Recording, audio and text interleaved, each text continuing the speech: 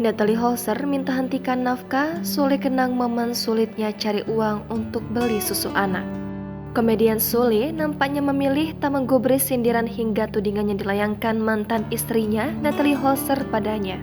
Melalui postingan di Instagram pada Senin 17 Juli, Sule lebih memilih mengenang betapa sulitnya mencari uang untuk membeli susu sang anak.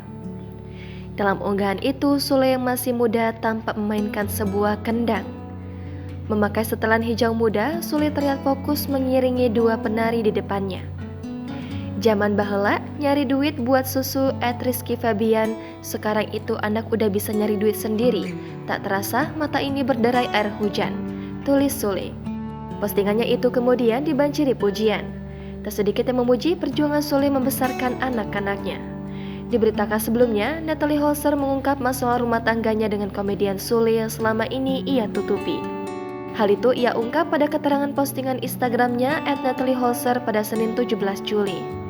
Di situ, Natalie tidak menyebut nama, namun jelas sekali sosok yang dimaksudkan pada keterangan tersebut adalah mantan suaminya. Natalie merasa sakit hati atas perlakuan Sule. Padahal ia sudah melakukan semua yang diinginkan sang suami agar rumah tangganya langgeng. Namun, menurut Natalie Holzer, usahanya tersebut sia-sia. Selanjutnya, Natalie menuduh Sule berselingkuh dan chat dengan wanita lain, bahkan mengklaim memiliki buktinya.